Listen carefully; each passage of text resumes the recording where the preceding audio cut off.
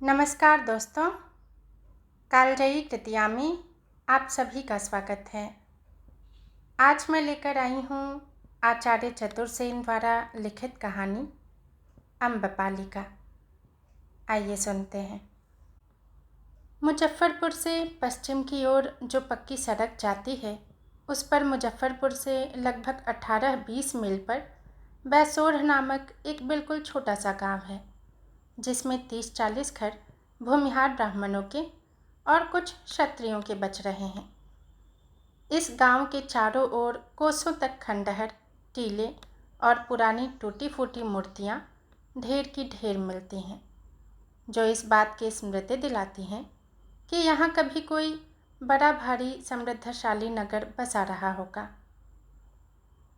वास्तव में 2500 वर्ष पूर्व यहाँ एक विशाल नगर बसा था, जिसका नाम वैशाली था और जो प्रबल प्रतापी लिच्छवी गणतंत्र के शासन में था। वैशाली लिच्छवी गणतंत्र की एक प्रधान नगरी और रियासत थी।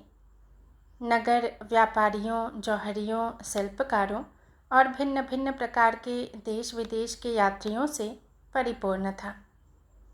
श्रेष्ठ चत्वर नगर का प्रधान बाजार था, जहाँ जौहरियों और बड़े बड़े व्यापारियों की कोठियाँ थीं और जिनकी व्यापारिक शाखाएं समस्त उत्तर भारत में फैली हुई थीं। दुकानदार स्वच्छ परिधान धारण किए पान को चढ़ते हंस हंस कर ग्राहकों से बातें करते। जौहरी पन्ना, लाल मूंगा, मोती, पुखराज, हीरा और अन्य रत्नों की परीक्षा लेन देन में व्यस्त रहते थे। निपुण कारीगर अनघड़ रत्नों को सान चढ़ाते, स्वर्ण आभरणों में रंगीन रत्न जड़ते और मोती गूंथते थे। गंधी लोग केसर के थैले हिलाते थे। चंदन के तेलों में भिन्न भिन्न सुगंध मिलाकर इत्र बनाए जाते और नागरिक उनका खुला उपयोग करते थे। रेशम और बहुमूल्य महीन मलमल के व्यापारियों की दुकानों पर बगदाद और फारस के व्यापारी लंबे लंबे लबादे पहने भीड़ की भीड़ पड़े रहते थे। नगर की गलियां संकरी और तंग थीं और उनमें गगनचुंबी अट्टालिकाएं खड़ी थीं, जिनके अंधेरे तहखानों में इन धन कुबेरों का बड़ा भारी कोष और द्रव्य रखा रहता था। संध्या समय सुंदर श्वेत बैलों के रथों पर, जिन पर बढ़िया सुनहरा काम हुआ रहता था, नागरिक सैर करने राजपथ पर निकलते थे। इधर उधर हाथी झूमते हुए बढ़ा करते थे और उन पर उनके अधिपति रत्नाभरणों से सज्जित अपने दासों तथा शरीर रक्षकों से घिरे हुए चला करते थे। अभी दिन निकलने में देर थी। पूर्व की ओर प्रकाश की आभा दिखाई पड़ रही थी, पर मार्ग में अंधेरा था। राजमहल के तोरण पर अभी तक प्रकाश जल रहा था। चारों ओर प्रतिहार परे सो रहे थे। उनमें से केवल एक भाला टेक कर खरा नींद में झूम रहा था। तोरण के इधर उधर कई कुत्ते पड़े सो रहे थे। धीरे धीरे दिन का प्रकाश फैलने लगा। राजवर्गी इधर से उधर आने जाने लगे। प्रतिहार रक्षी सेना का एक नवीन दल तोरण पर आ पहुंचा। उनमें से एक दंडधर ने आगे बढ़कर भाले के सहारे खड़े खड़े ऊँघते मनुष्य को पुकार कर कहा, महानामन, सावधान हो और घर जाकर विश्राम करो। महानामन ने सजग होकर अपने दीर्घकाय का और भी विस्तार करके एक जोर की अंगड़ाई ली और यह कहकर कि तुम्हारा कल्याण हो, वह अपना भाला धरती पर टेकता हुआ तीसरे तोरण की ओर बढ़ गया। पश्चिम की ओर पुराना प्रासाद और राजमहल का उपवन था, जिसकी देख रेख महानामन के सुपुर्द थी। यही उसकी एक छोटी सी कुटिया थी, जहाँ वह अपनी प्रौढ़ा पत्नी के साथ 17 वर्ष से एक रस आंधी पानी सर्दी गर्मी में रहता था। वह नींद में झूमता हुआ ऊँघ रहा था। अब भी प्रभात का प्रकाश धुंधला था। उसने अपनी कुटी के पास एक कदली वृक्ष के नीचे आम्रकुंज में एक श्वेत वस्तु पड़ी रहने का भान किया। निकट जाकर देखा, एक नवजात शिशु स्वच्छ वस्त्रों में लिपटा अपना अंगूठा चूस रहा है।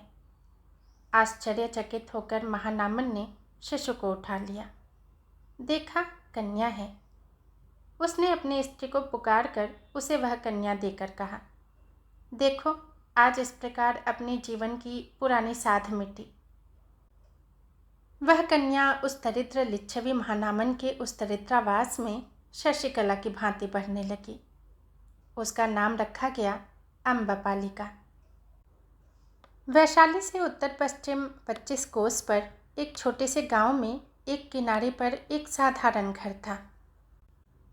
उसके द्वार पर एक वृद्ध प्रातःकाल बैठा दातून कर रहा था। पूर्व के द्वार पर पैर की आहट सुनकर उसने पीछे को देखा। एक चंपक पुष्प की कली के समान एक आदर्श वर्षीया अति सुंदर बालिका, जिसके घुंघराले बाल लहलहा रहे थे, दौड़ती दौड़ती बाहर आई और वृद्ध को देख उससे लिपटने को लपकी, पर पैर फिसलने से गिर गई। वह गिरकर रोने लगी। वृद्ध ने दातून फेंक दौड़कर बालिका को उठाया, उसकी धूल झाड़ी। बालिका ने रोना रोक कर कहा, बाबा, घर में आटा बिल्कुल नहीं है, हम लोग खाएंगे क्या? वृद्ध ने उसे गोद में उठाते हुए कहा, कुछ चिंता नहीं, मैं अभी गेहूं पिसवाने की व्यवस्था करता हूँ। बालिका ने कहा, गेहूं का भी तो एक दाना नहीं है। वृद्ध क्षण भर अवाक रहा। उसने कहा, तब ठहर, मैं अभी शिकार मार लाता हूँ। बालिका ने रोक कर कहा, नहीं नहीं, मैं पक्षी का मांस नहीं खाऊंगी। वृद्ध महानामन लिच्छवी था और कन्या थी अम्बपालिका। वृद्ध की पत्नी का स्वर्गवास हुए 8 साल व्यतीत हो गए थे।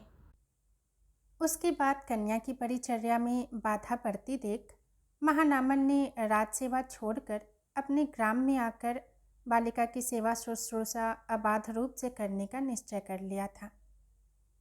वह गत 8 वर्षों से इसी गांव में रहता था। अम्बपालिका को उसने इस तरह पाला जैसे पक्षी चुग्गा दे देकर अपने शिशु पक्षी को पालता है। परंतु खेद है, धीरे धीरे उसकी छोटी सी कमाई की क्षुद्र पूंजी यत्न से खर्च करने पर भी समाप्त हो ही गई, और फिर धीरे धीरे पत्नी के स्मृति रूप 2-4 क्षुद्र आभूषण भी उदर गुहा में पहुंच चुके। अब आज क्या किया जाए? अब तो आटा भी नहीं, एक दाना गेहूं भी नहीं। वृद्ध की प्राणों की पुतली इस प्रश्न पर चिंतित हो रही है। यह और भी कष्ट का प्रश्न था, पर वृद्ध ने हंसकर कहा, अच्छा अच्छा, मैं अभी गेहूं ले आता हूँ। इतना कहकर वृद्ध ने बालिका के तरातर 3-4 चुंबन लिए और उसे गोद से उतारते उतारते 2 बूंद आंसू गिरा दिए। बालिका भीतर गई और वृद्ध चिंतामग्न बैठ गया। अंततः उसने एक बार फिर महाराज की सेवा में उपस्थित होकर पुरानी नौकरी की याचना करने का निश्चय किया। उसके बाहु का पौरुष तो थक चुका था, परंतु क्या किया जाए, कन्या का विचार सर्वोपरि था। फिर भी वृद्ध के अति गंभीर होने का यही एकमात्र कारण न था।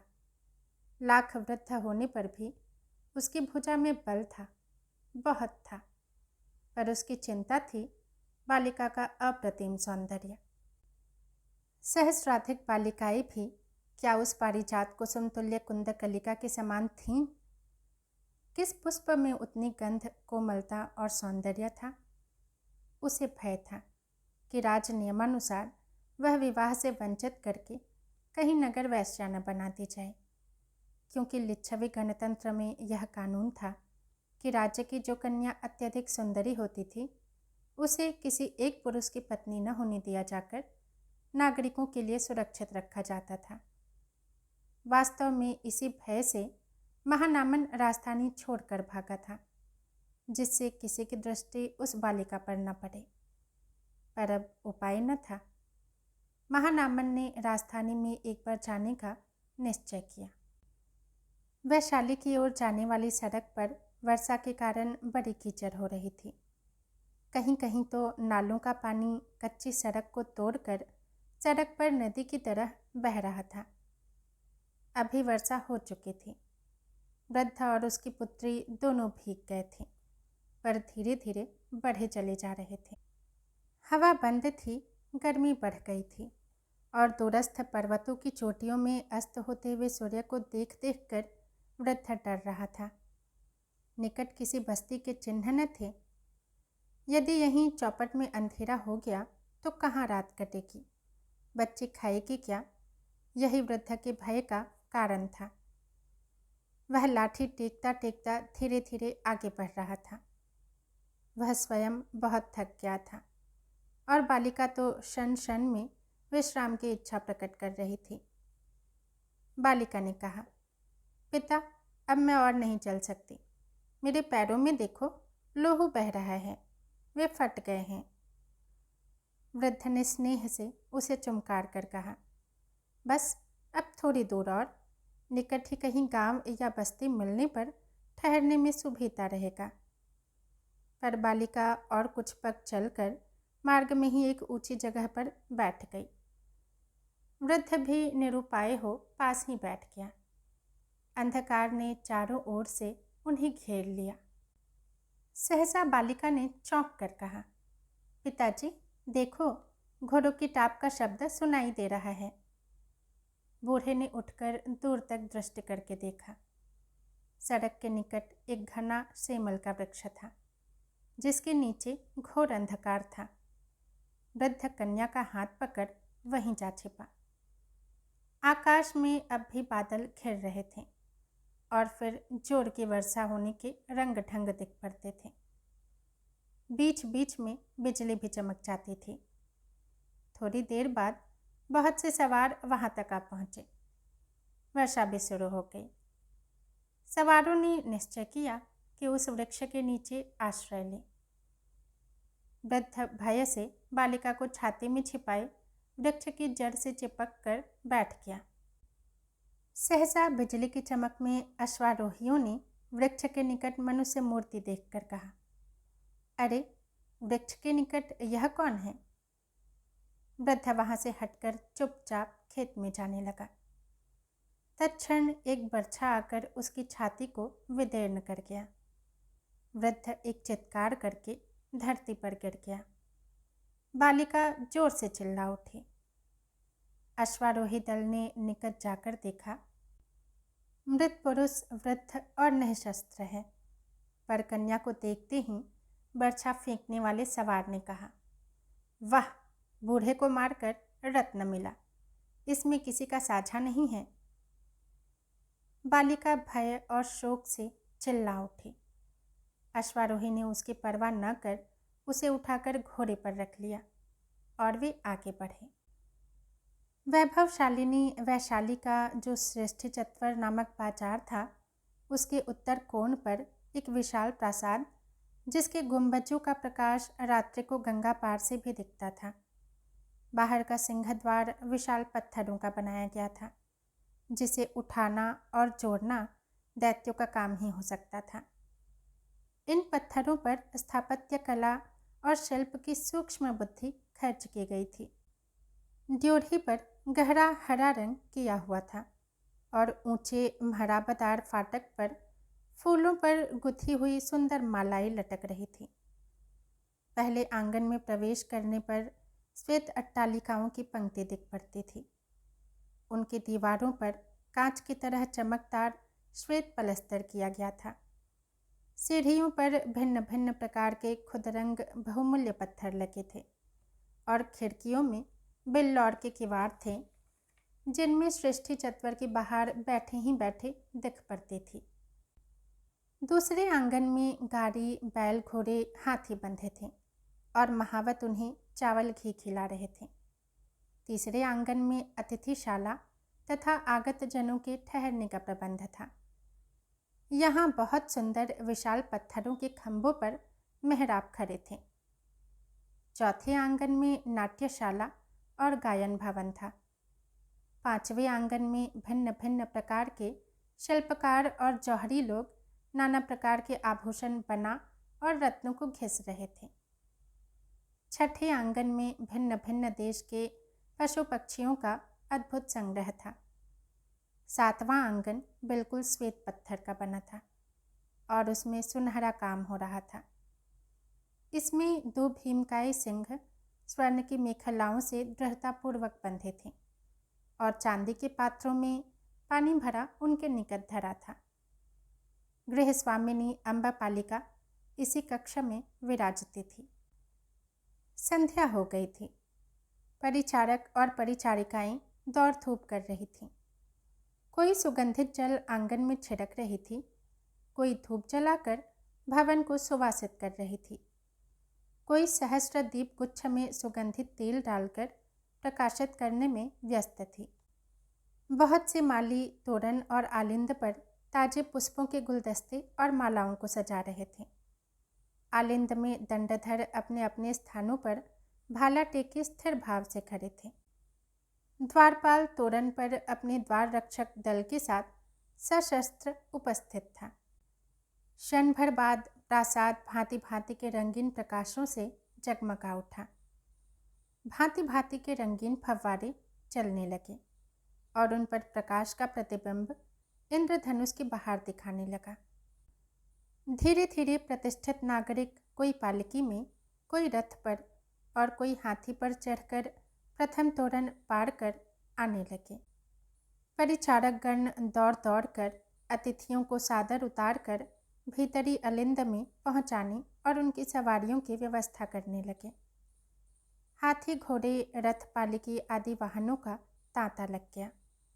उनकी भीड़ से बाहर का विशाल प्रांगण भर गया। 7वें तोरण के भीतर श्वेत पत्थर के एक विशाल सभा भवन में अम्बपालिका नागरिक युवकों की अभ्यर्थना कर रही थी। वह भवन एक टुकड़े के 64 हरे रंग के पत्थर के खंभों पर निर्मित हुआ था और इस पर रंगीन रत्नों को जड़कर फूल, पत्ती, पक्षी और वन के दृश्य बनाए गए थे। छत पर स्वर्ण का पत्थर मढ़ा था, जहाँ पर बारीक खुदाई और रंगीन मीना का काम हो रहा था। इस विशाल भवन में दुग्धफेन के समान उज्ज्वल वर्ण का अति मुलायम और बहुमूल्य बिछावन बिछा था। थोड़े थोड़े अंतर से बहुत सी वेदियां पृथक पृथक बनी थीं, जहाँ कोमल उपध्यान, मद्य का स्वर्ण पात्र और प्यालियाँ, जुआ खेलने के पासे और अन्य विनोद सामग्री, भिन्न भिन्न प्रकार के ग्रंथ, बहुमूल्य चित्र और अन्य बहुत सी मनोरंजन की सामग्री थी। महाप्रतिहार अलिंद एक अतिथि युवकों को लाता, वहाँ से प्रधान परिचारिका उसे कक्ष तक ले जाती। कक्ष द्वार पर स्वयं अम्बपालिका साक्षात रति के समान आगत जनों का हाथ पकड़कर स्वागत करती, एक वेदी पर ले जाकर बैठाती, सुगंध और पुष्पमालाओं से सत्कार करती तथा अपने हाथों से मद्य ढालकर पिलाती थी। उस स्वर्ग सदन में रूप, यौवन और जीवन के आलोक में अर्धरात्रि तक नित्य ही माधुर्य और आनंद का प्रवाह बहता रहता था। सैकड़ों दासियां दौड़ धूप करके याचित वस्तु तत्काल जुटा देती। फिर कुछ ठहर कर संगीत लहरी उठती। कोमल तंतुवाद्य गंभीर मृदंग के साथ वैशाली के श्रेष्ठ पुत्रों, राजवर्गियों और कुमारी के हृदयों को मसोस डालता था। वाद्य की ताल पर मोम की पुतली के समान कुमारियाँ मधुर स्वर में स्वर ताल और मूर्छनामय संगीत गान करतीं और नर्तकियाँ ठुमक कर नाचती थीं। उस स्वप्न सौंदर्य के दृश्य को युवक सुगंधित मद्य के घूंट के साथ पीकर अपने जन्म को धन्य मानते थे। अम्बपालिका अब 20 वर्ष की पूर्ण युवती थी। उसका यौवन सौंदर्य मध्याकाश में था और लिच्छवी गणतंत्र के राजा ही नहीं, मगध, कौशल और विदेह के महाराजा तक उसके लिए सदैव अभिलाषी बने रहते थे। इन सभी महान नृपतियों की ओर से रत्न, अस्त्र, हाथी आदि भेंट में आते रहते थे और अम्बपालिका अपनी कृपा और प्रेम के चिन्ह स्वरूप कभी कभी ताजे फूलों की एकाध माला तथा कुछ गंध द्रव्य उन्हें प्रदान कर दिया करती थी। विधाता ने मानो उसे स्वर्ण से बनाया था। उसका रंग गोरा ही न था, उस पर सुनहरी प्रभा भी थी, जैसी चंपे की अविकसित कली में होती है। उसके शरीर की लचक, अंगों की सुडौलता वर्णन से बाहर की बात थी। उस सौंदर्य में विशेषता यह थी कि समय का अत्याचार भी उस सौंदर्य को नष्ट न कर सकता था। जैसे मोती का पर्त उतार देने से नई आभा, नया पानी दमकने लगता है, उसी प्रकार अम्बपालिका का शरीर प्रतिवर्ष निखार पाता था। उसका कद कुछ लंबा, देह मांसल और कुछ पीन थे। तिस पर उसकी कमर पतली इतनी थी कि उसे कटिबंधन बांधने की आवश्यकता ही नहीं पड़ती थी। उसके अंग प्रत्यंग चैतन्य थे, मानो प्रकृति ने उन्हें नृत्य करने और आनंद भोग करने को ही बनाया था। उसके नेत्रों में सूक्ष्म लालसा की झलक और दृष्टि में गजब की मदिरा भर रही थी। उसका स्वभाव सतेज था। चितवन में दृढ़ता, निर्भीकता, विनोद और स्वेच्छाचारिता साफ झलकती थी। उसे देखते ही आमोद प्रमोद की अभिलाषा प्रत्येक पुरुष के हृदय में उत्पन्न हो जाती थी। जैसा कहा जा चुका है, उसकी रंगत पर एक सुनहरी झलक थी। गाल कोमल और गुलाबी थे, ओठ लाल और उत्फुल्ल थे, मानो कोई पका हुआ रसीला फल चमक रहा हो। उसके दांत हीरे की तरह स्वच्छ, चमकदार और अनार की पंक्ति की तरह सुडौल, कुछ पीन तथा अनीदार थे। नाक पतली, गर्दन हंस जैसी, कंधे सुडौल, बाहु मृणाल जैसी थी। सिर के बाल काले, लंबे, घुंघराले और रेशम से भी अधिक मुलायम थे। आंखें काली और कटीली, उंगलियां पतली और मुलायम थीं।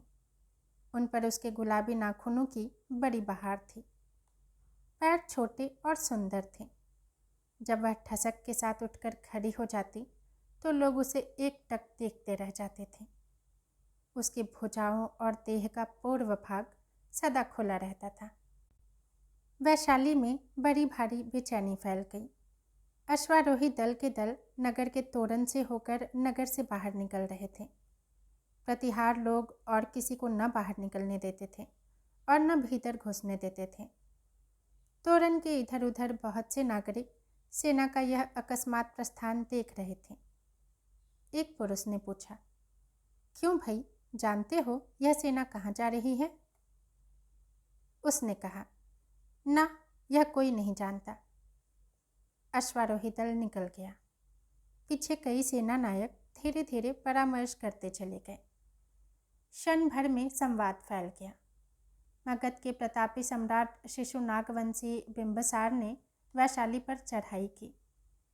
गंगा के दक्षिण छोर पर दुर्जय मागध सेना दृष्टि के उस छोर से इस छोर तक फैली हुई थी।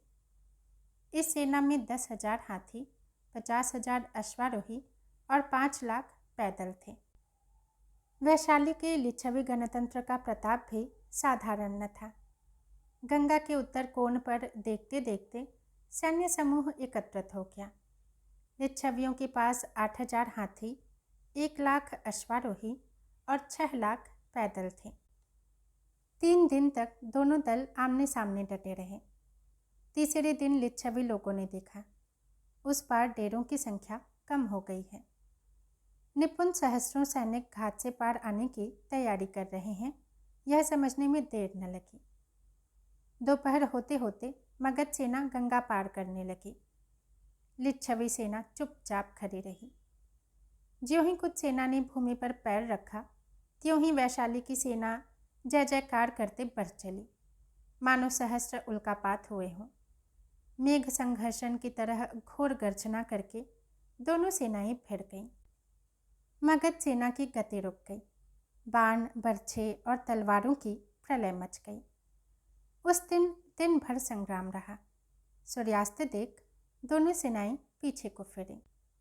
2 मास से नगर का घेरा जारी है। बीच बीच में युद्ध हो जाता है। कोई पक्ष निर्बल नहीं होता। नगर की 3 दिशाएं मगध शिविर से घिरी हैं। बीच में जो सबसे बड़ा डेरा है, उसके ऊपर सोने का गरुड़ ध्वज अस्त होते सूर्य की किरणों से अग्नि की तरह दमक रहा है। उसके आगे एक स्वर्ण पीठ पर गौरवर्ण सम्राट विराजमान है। निकट 1-2 विश्वासी पार्षद हैं। सम्राट अति सुंदर, बलिष्ठ और गंभीर मूर्ति हैं। नेत्रों में तेज और स्नेह, दृष्टि में वीरत्व और औदार्य तथा प्रतिभा में अदम्य तेज प्रकट हो रहा है। सम्राट आधे लेटे हुए कुछ मंत्रणा कर रहे हैं। एक कर्णिक नीचे बैठा उनके आदेशानुसार लिखता जाता है। एक दंडधर ने आगे बढ़कर पुकार कर कहा, महानायक युवराज भट्टारकपादी गोपाल देव तोरण पर उपस्थित हैं। सम्राट ने चौंक कर उधर देखा और भीतर बुलाने का संकेत किया। साथ ही कर्णिक और मंत्री को विदा किया। गोपाल देव ने तलवार म्यान से खींच शीश से लगाई और फिर विनम्र निवेदन किया, महाराजाधिराज की आज्ञानुसार सब व्यवस्था ठीक है। देवश्री पधारने का कष्ट करें। सम्राट के नेत्रों में उत्फुल्लता उत्पन्न हुई। वे उठकर वस्त्र पहनने के लिए पटमंडप में घुस गए। वैशाली के राजपथ जनशून्य थे। दोपहर रात्रि जा चुकी थी। युद्ध के आतंक ने नगर के उल्लास को मूर्छित कर दिया था। कहीं कहीं प्रहरी खड़े उस अंधकारमयी रात्रि में भयानक भूत से प्रतीत होते थे। धीरे धीरे दो मनुष्य मूर्तियां अंधकार का भेदन करती हुई वैशाली के गुप्त द्वार के निकट पहुंची। एक ने द्वार पर आघात किया। भीतर प्रश्न हुआ, संकेत? मनुष्य मूर्ति ने कहा, अभिनय। हल्की चित्कार करके द्वार खुल गया। दोनों मूर्तियां भीतर घुसकर राजपथ छोड़ अंधेरी गलियों की अट्टालिकाओं की परछाई में छिपती छिपती आगे बढ़ने लगी। एक स्थान पर प्रहरी ने बाधा देकर पूछा, कौन? एक व्यक्ति ने कहा, आगे बढ़कर देखो। प्रहरी निकट आया। हठात दूसरे व्यक्ति ने उसका सिर धड़ से जुदा कर दिया। दोनों फिर आगे बढ़े। अम्बापालिका के द्वार पर अंततः उनकी यात्रा समाप्त हुई। द्वार पर एक प्रतिहार मानो उनकी प्रतीक्षा कर रहा था। संकेत करते ही उसने द्वार खोल दिया और आगंतुक गण को भीतर लेकर द्वार बंद कर दिया। आज इस विशाल राजमहल सदृश भवन में सन्नाटा था। न रंग बिरंगी रोशनी, न फव्वारे, न दास दासी गणों की दौड़ धूप। दोनों व्यक्ति चुपचाप प्रतिहार के साथ जा रहे थे। सातवें अलिंद को पार करने पर देखा, एक और मूर्ति एक खंभे के सहारे खड़ी है। उसने आगे बढ़कर कहा, इधर से पधारिए श्रीमान। प्रतिहार वहीं रुक गया। नवीन व्यक्ति स्त्री थी और वह सर्वांग काले वस्त्र से ढांपे हुए थी। दोनों आगंतुक कई प्रांगण और अलिंद पार करते हुए कुछ सीढ़ियां उतरकर एक छोटे से द्वार पर पहुंचे, जो चांदी का था और जिस पर अतिशय मनोहर जाली का काम हो रहा था, और उसी जाली में से छन छन कर रंगीन प्रकाश बाहर पड़ रहा था।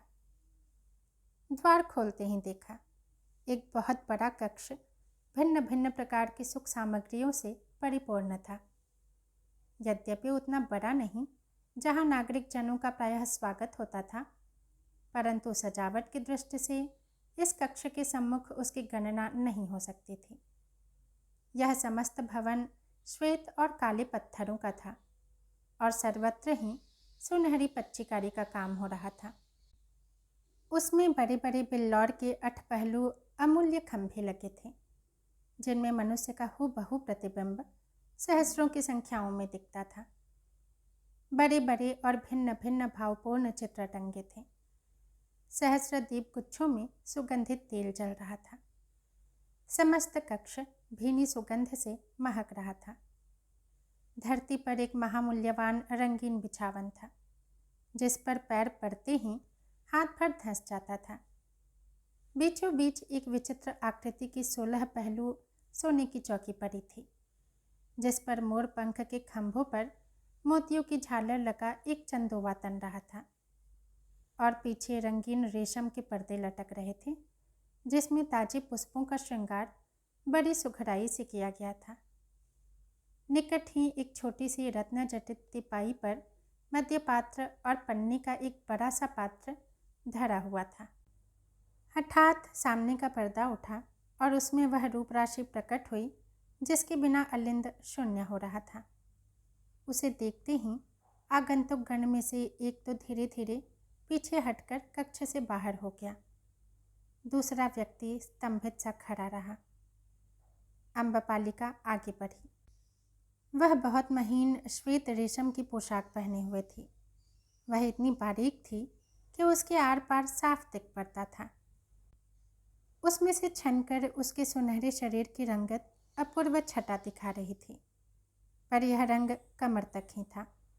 वह चोली या कोई दूसरा वस्त्र नहीं पहने थी, इसलिए उसकी कमर के ऊपर के अंग प्रत्यंग साफ दिख पड़ते थे। विधाता ने उसे किस क्षण में गढ़ा था? हमारी तो यह धारणा है कि कोई चित्रकार न तो वैसा चित्र ही अंकित कर सकता था और न कोई मूर्तिकार वैसी मूर्ति ही बना सकता था। उस भुवन मोहिनी की वह छटा आगंतुक के हृदय को छेद कर पार हो गई। गहरे काले रंग के बाल उसके उज्ज्वल और स्निग्ध कंधों पर लहरा रहे थे। स्फटिक के समान चिकने मस्तक पर मोतियों का गुथा हुआ आभूषण अपूर्व शोभा दिखा रहा था। उसकी काली और कटीली आंखें, तोते के समान नुकीली नाक, बिंब फल जैसे अधर ओष्ठ और अनारदानी के समान उज्ज्वल दांत, गोरा और गोल चिबुक बिना ही श्रृंगार के अनुराग और आनंद बिखेर रहा था। अब से 2500 वर्ष पूर्व की वह वैशाली की वेश्या ऐसे ही थी। मोती की कोर लगी हुई सुंदर ओढ़नी पीछे की ओर लटक रही थी और इसलिए उसका उन्मत्त कर देने वाला मुख साफ देखा जा सकता था। वह अपनी पतली कमर में एक ढीला सा बहुमूल्य रंगीन शॉल लपेटे हुए थी। हंस के समान उज्ज्वल गर्दन में अंगूर के बराबर मोतियों की माला लटक रही थी और गोरी गोरी गोल कलाइयों में नीलम की पहुंची पड़ी हुई थी। उस मकड़ी के जाले के समान बारीक उज्ज्वल परिधान के नीचे सुनहरे तारों की बुनावट का एक अद्भुत घाघरा था, जो उस प्रकाश में बिजली की तरह चमक रहा था। पैरों में छोटी छोटी लाल रंग की उपान्ह थी, जो सुनहरी फीते से कस रही थी। उस समय कक्ष में गुलाबी रंग का प्रकाश हो रहा था। उस प्रकाश में अम्बपालिका का मानो पर्दा चीर कर इस रूप रंग में प्रकट होना आगंतुक व्यक्ति को मूर्तिमती मदिरा का अवतरण सा प्रतीत हुआ। वह अभी तक स्तब्ध खड़ा था। धीरे धीरे अम्बपालिका आगे बढ़ी। उसके पीछे 16 दासियां एक ही रूप और रंग की मानो पाषाण प्रतिमाएं ही आगे बढ़ रही थीं। अम्बपालिका धीरे धीरे आगे बढ़कर आगंतुक के निकट आकर झुकी और फिर घुटने के बल बैठ उसने कहा, परमेश्वर, परम वैष्णव, परम भट्टारक महाराजाधिराज की जय हो। इसके बाद उसने सम्राट के चरणों में प्रणाम करने को सिर झुका दिया। दासियां भी पृथ्वी पर झुक गईं। आगंतुक महाप्रतापी मगध सम्राट बिंबसार थे। उन्होंने हाथ बढ़ाकर अम्बपालिका को ऊपर उठाया। अम्बपालिका ने निवेदन किया, महाराजाधिराज पीठ पर विराजें। सम्राट ने ऊपर का परिच्छेद उतार फेंका। वे पीठ पर विराजमान हुए। अम्बपालिका ने नीचे धरती में बैठकर सम्राट का गंध पुष्प आदि से सत्कार किया। इसके बाद उसने अपनी मद भरी आंखें सम्राट पर डालकर कहा, महाराजाधिराज ने बड़ी अनुकंपा की, बड़ा कष्ट किया। सम्राट ने किंचित मोहक स्वर में कहा, अम्बपाली, यदि मैं यह कहूँ कि केवल विनोद के लिए आया हूँ तो यह यथार्थ बात नहीं। तुम्हारे रूप गुण की प्रशंसा सुनकर स्थिर नहीं रह सका और इस कठिन युद्ध में व्यस्त रहने पर भी तुम्हें देखने के लिए शत्रुपुरी में घुस आया, परंतु तुम्हारा प्रबंध धन्य है।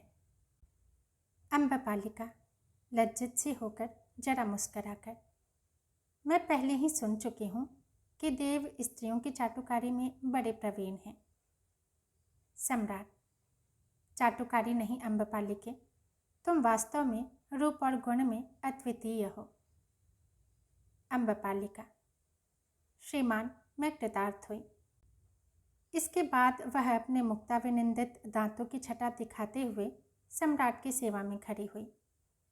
सम्राट ने प्याला ले और उसे खींचकर बगल में बैठा लिया। संकेत पाते ही दासियों ने क्षण भर में गायन वाद्य का सरंजाम जुटा दिया। कक्ष संगीत लहरी में डूब गया और उस गंभीर निस्तब्ध रात्रि में मगध के प्रतापी सम्राट उस एक वेश्या पर अपने साम्राज्य को भूल बैठे। 1 वर्ष बीत गया। प्रतापी लिच्छवी राज मगध साम्राज्य के आगे मस्तक नत करने को बाध्य हुए। अब वैशाली में उमंग न थी। अम्बपालिका का द्वार सदैव बंद रहता था। द्वार पर कड़ा पहरा था।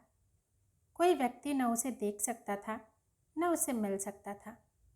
उसके बहुत से युवक मित्र इस युद्ध में निहत हुए थे, पर जो बच रहे थे वे अम्बपाली के इस परिवर्तन पर आश्चर्यान्वित थे।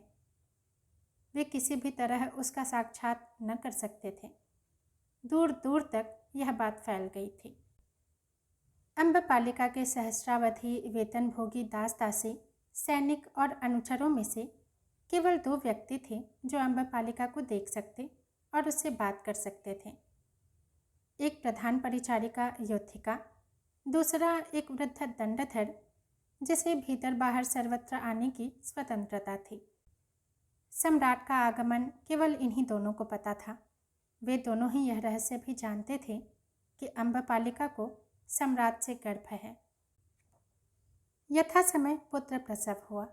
यह रहस्य भी केवल इन्हीं 2 व्यक्तियों पर ही प्रकट हुआ और वह पुत्र उसी दंडधर ने गुप्त रूप से राजधानी ले जाकर मगध सम्राट की गोद में डालकर अम्बपालिका का अनुरोध सुनाकर कहा, महाराजाधिराज की सेवा में मेरी स्वामिनी ने निवेदन किया है कि उनकी तुच्छ भेंट स्वरूप मगध के भावी सम्राट आपके चरणों में समर्पित है।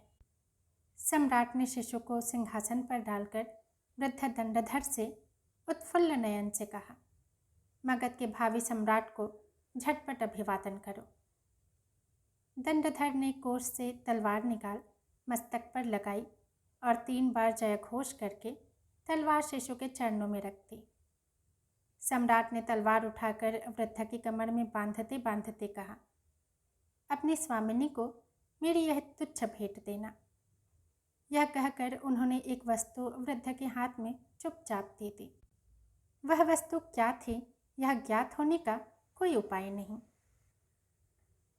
भगवान बुद्ध वैशाली में पधारे हैं और अम्बपालिका की बाड़ी में ठहरे हैं।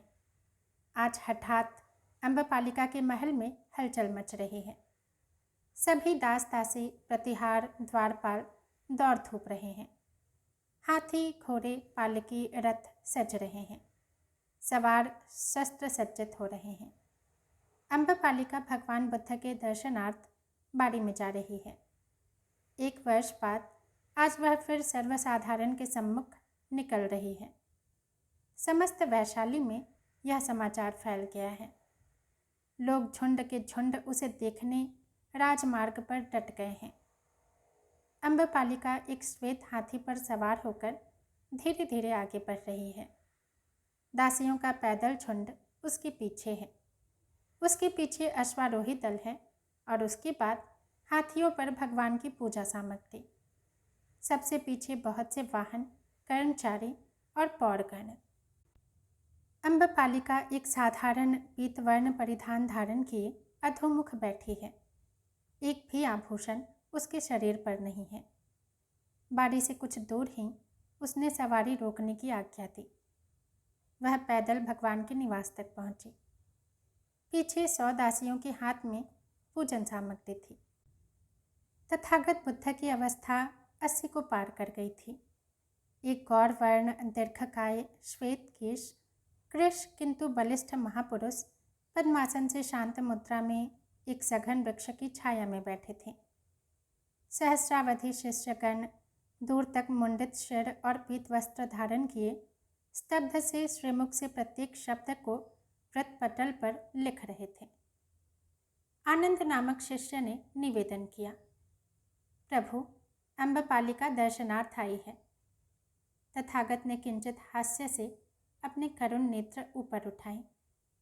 अम्बपालिका धरती में लौटकर कहने लगी, प्रभु, त्राहि माम, त्राहि माम। भगवान ने कहा, कल्याण, कल्याण। आनंद ने कहा। उठो अम्बपाली, महाप्रभु प्रसन्न हैं। अम्बपाली ने यथाविधि भगवान का अर्घ्यदान पाद्य मधुपर्क से पूजन किया और चरण रज नेत्रों में लगाई। फिर हाथ बांध सम्मुख खड़ी हो गई।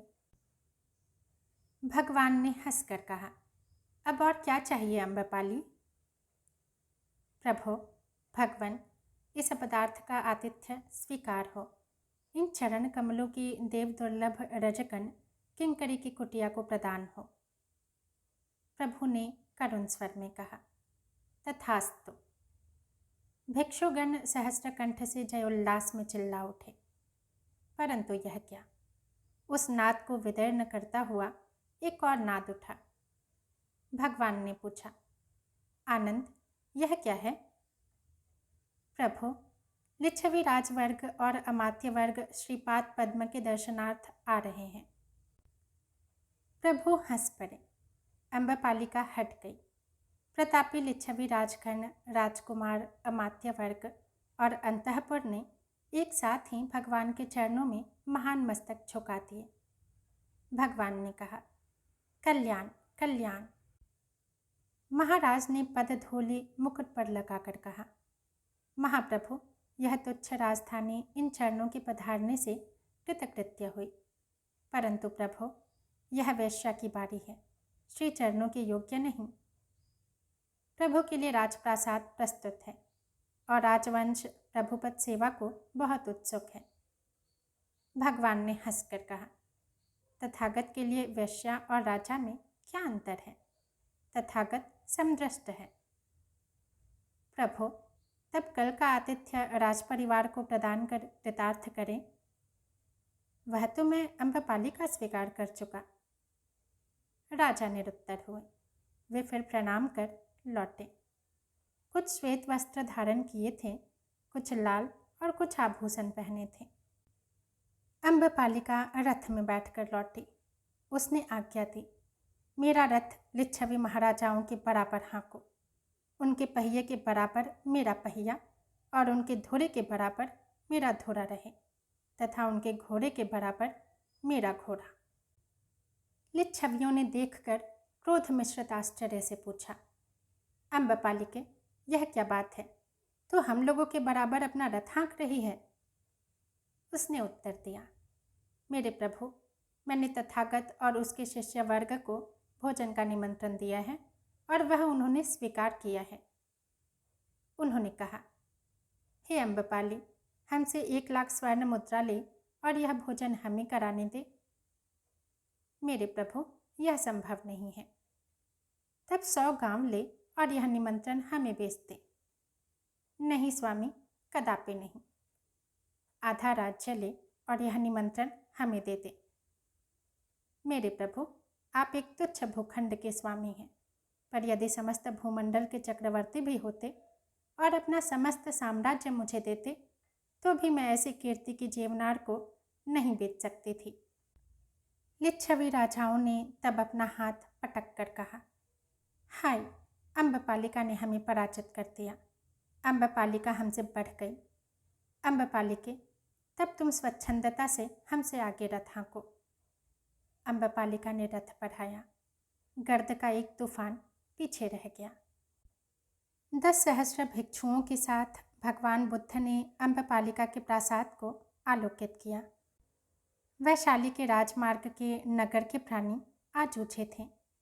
महापुरुष बुद्ध और उनके वितरागी भिक्षु भूमि पर दृष्टि दिए पैदल धीरे धीरे आगे बढ़ रहे थे।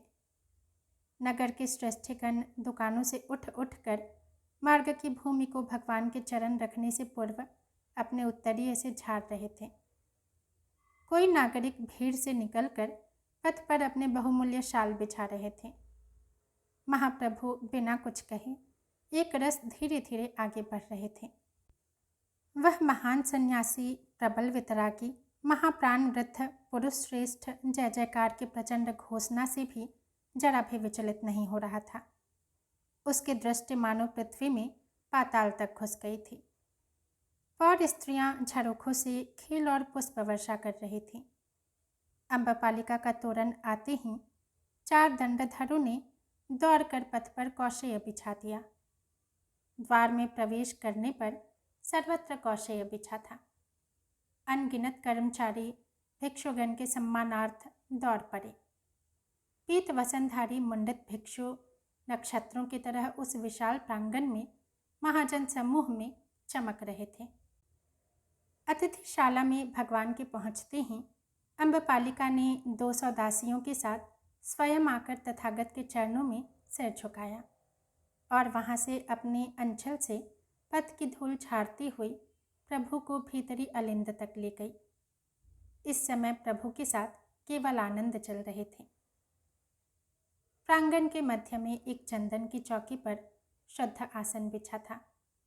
अम्बपालिका के अनुरोध पर प्रभु वहां विराजमान हुए। अम्बपालिका ने अर्घ्यपाद्य दान करके भोजन प्रस्तुत करने की आज्ञा मांगी।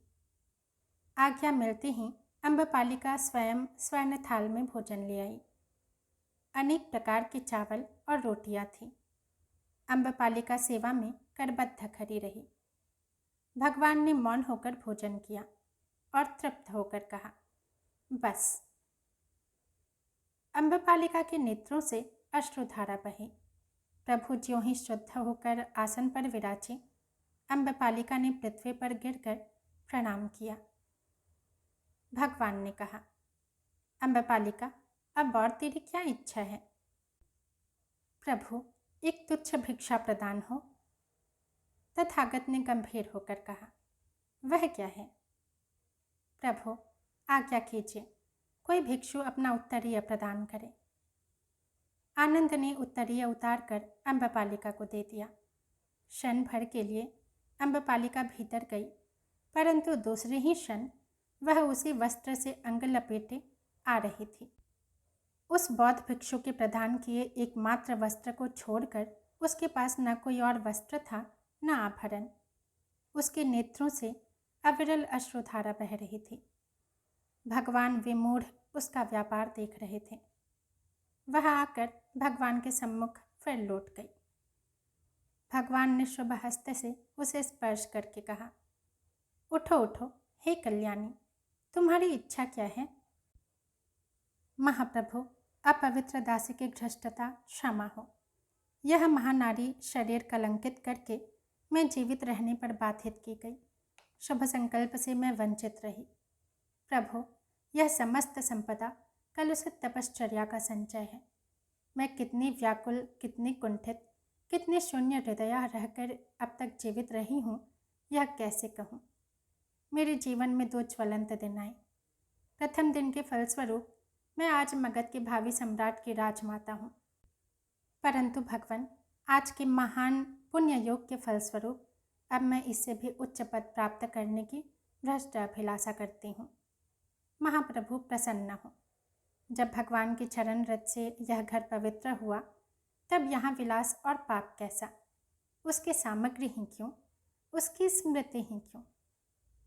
इसलिए भगवान के चरण कमलों में यह सारी संपदा, महल, अटारी, धन, कोष, हाथी, घोड़े, प्यादे, रथ, वस्त्र, भंडार आदि सब समर्पित है। प्रभु ने भिक्षु का उत्तरीय मुझे भिक्षा में दिया है।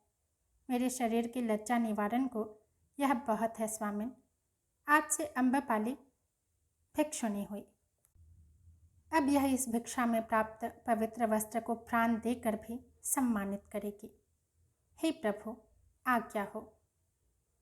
इतना कहकर अविरल अश्रुधारा से भगवत चरणों को धोती हुई अम्बपालिका बुद्ध की चरण रज नेत्रों से लगाकर उठी और धीरे धीरे महल से बाहर चली। महावितराग बुद्ध के नेत्र आप्यायित हुए।